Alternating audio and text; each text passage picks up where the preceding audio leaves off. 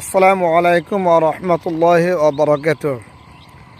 বাংলাদেশের অর্থকরী ফসলের মধ্যে অন্যতম হচ্ছে তামাক। তামাক কিভাবে সংরক্ষণ করা হয় আপনাদেরকে আজকে সেই বিষয়টি তুলে ধরব।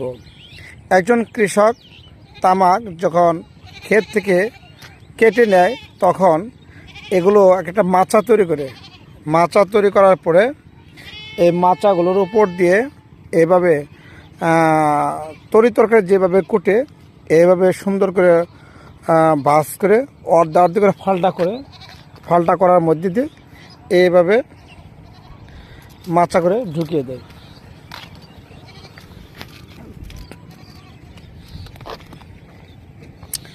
তো আসলে আমাদের এই অঞ্চলে এটার প্রভাব একসময় ব্যাপক ছিল, এখন এটা কমে গেছে, খুব কম।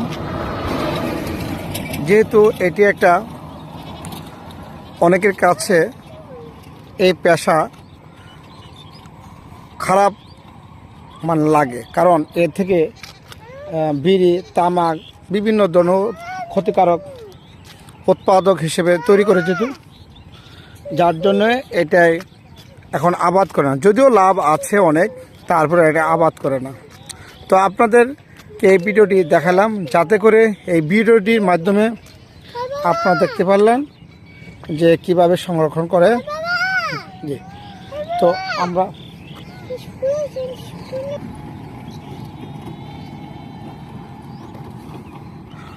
অত্যন্ত সুন্দর করে সুচারুভাবে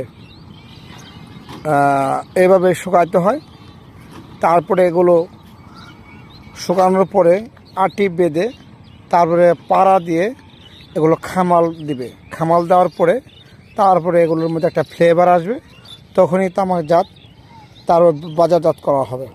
সবাইকে ভিডিওটি দেখার জন্য ধন্যবাদ, এবং কি এই ভিডিওটি ভালো লাগলে শেয়ার করে দেবেন।